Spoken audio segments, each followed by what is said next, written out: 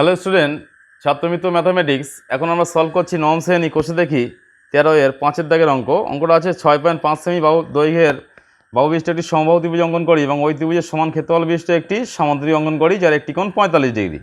তাহলে আমাদের কী করতে হবে? প্রথমে স্কেলের সাহায্যে এখানে 6.5 সেমি সরলরেখাটা অঙ্কন করে নিতে হবে। এই 6.5 সেমি সরলরেখাটা আমরা অঙ্কন করলাম। তারপরে কি করতে হবে?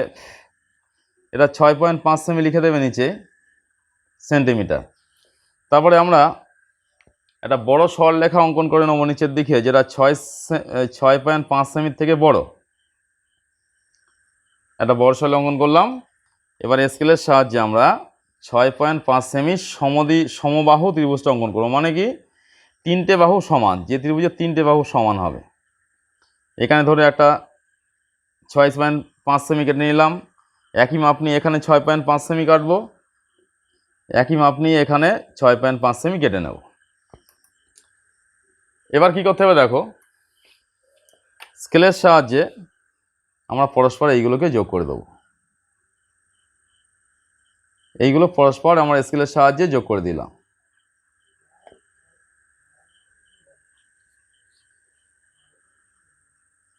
এটাকেও স্কেলের সাহায্যে যোগ করতে হবে। এবারে আমরা নাম দিচ্ছি এটা এ বি সি। যেহেতু কিছু নাম দেওয়ার কথা বলা নেই, তাহলে ইচ্ছা মতো নাম দিতে পারবে। এবারে এ বি সরলরেখাটাকে সমদ্বিখণ্ডিত করতে হবে। কি করব? অর্ধেকের এই সরলরেখাটার অর্ধেকের বেশি মাপ নিয়ে এদিকে একটা বৃত্তচাপ, এখানে একটা বৃত্তচাপ। একইভাবে এখানে একটা মাপ নিয়ে এখানে একটা বৃত্তচাপ আঁকলাম, এদিকে একটা বৃত্তচাপ আঁকতে হবে, যেন মাপটা নড়াচড়া না হয়। লক্ষ্য রাখবে, দুবার মাপ নিয়ে নেবে প্রয়োজনে, দিয়ে দুই দিকে দুটো বৃত্তচাপ আঁকতে হবে।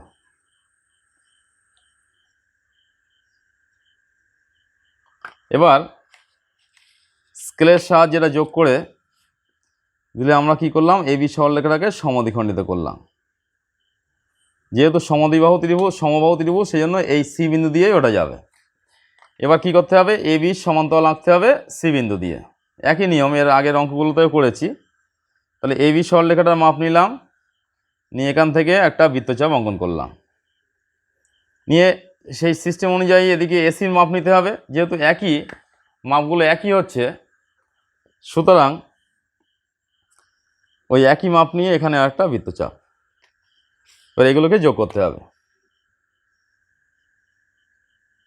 এটা পরস্পর যোগ করে দেব।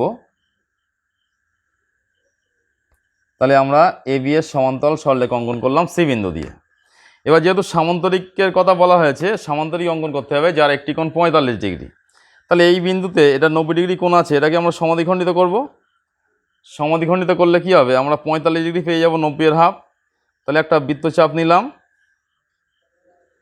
নিয়ে সেই বৃত্তচাপের অর্ধেকের বেশি মাপ নিয়ে এখানে একটা বৃত্তচাপ, একইভাবে এখানে ধরে একটা বৃত্তচাপ আঁকলাম।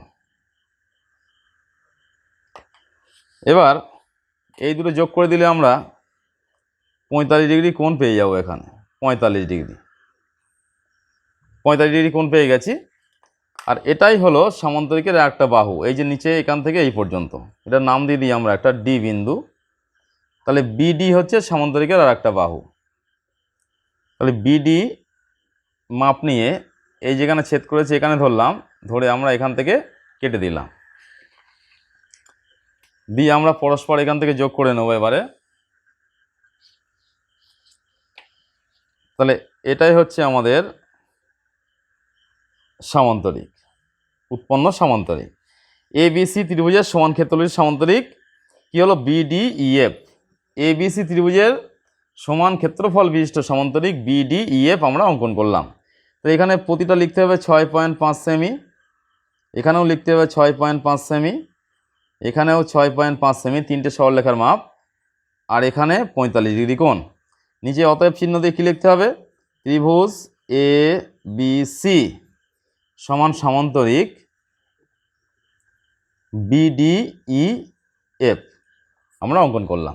তো এইভাবে সহজ পদ্ধতিতে সহজভাবে শিখতে গেলে, জানতে গেলে আমাদের যে অ্যাপটা আছে ছাত্রমিত্র অ্যাপ, সেটাকে ইনস্টল করতে হবে। তাহলে তোমার ক্লাসের প্রয়োজনীয় অঙ্কের সমাধান এই অ্যাপের মধ্যে থেকে সহজেই তুমি পেয়ে যাবে।